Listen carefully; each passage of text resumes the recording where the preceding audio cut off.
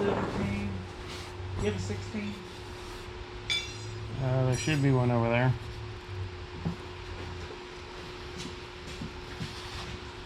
Okay, guys, we are working on the GMC Acadia, trying to line the timing marks up and realize that this timing gear is not correct. It says intake on it, but the timing mark and the dowel pin on the bottom in here aren't properly oriented for this vehicle. When it is sitting in place on the car, this should be at the 2 o'clock position, which puts it about here, and the mark should be almost over here where the dowel pin's at. So this timing gear is not going to work for me. I have to order another timing gear. So I went and dig into it to see if I could take it apart and see if I could fix what was wrong with it so it would be properly timed.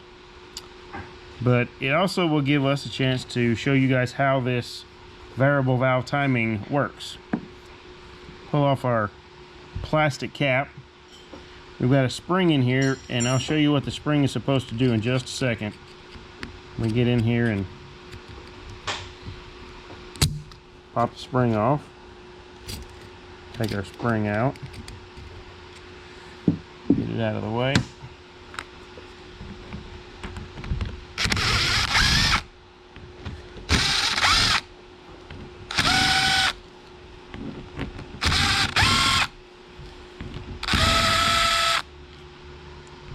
And yes, I already took those loose.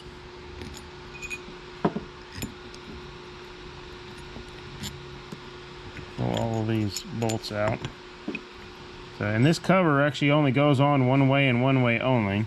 So we'll try to keep that set properly. Set it off to the side. But here's what happens, guys. This ring, the outer ring, is bolted tight to the gear. The inner ring is actually attached to the camshaft. There's our pin, bolts down to the camshaft right here on the center. So none of this is actually bolted to the camshaft solid. The only thing that holds it together is these bolts and this plate. What happens over time is these get stuck and get worn out and they hang in the wrong spot. This pin right here actually fits into this notch right here. And when it's in, well, when it's in the notch, it can't rotate.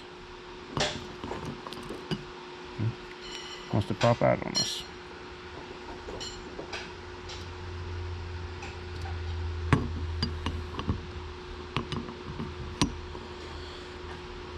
It can't rotate. See how it wiggles like that? But we'll take it out for demonstration purposes. When oil pressure comes up,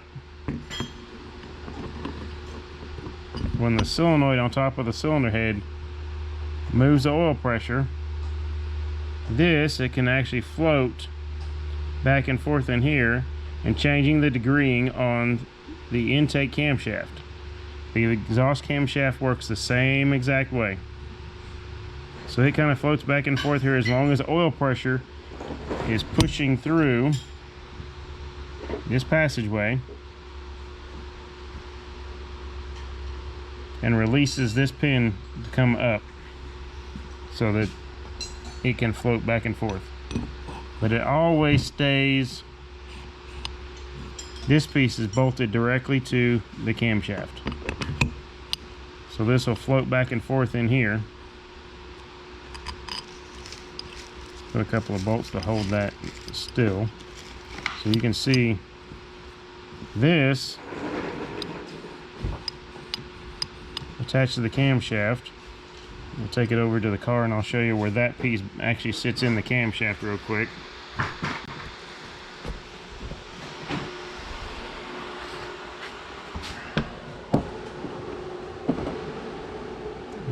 notch right there on the camshaft that pin sits in. Just like that. And because the bolt goes through there, it allows the oil pressure to move the location of that camshaft. Changes the degree on that camshaft.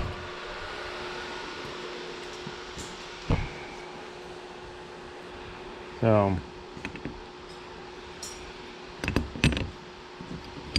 that is how the variable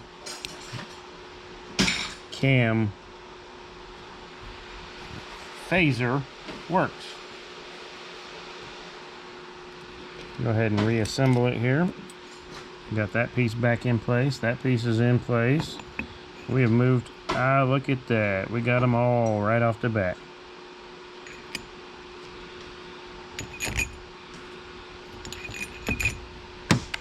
Put it back together.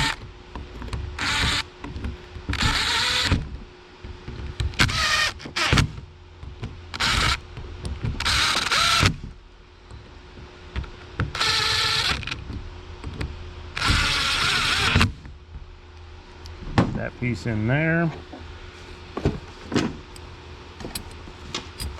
See if I can do this again.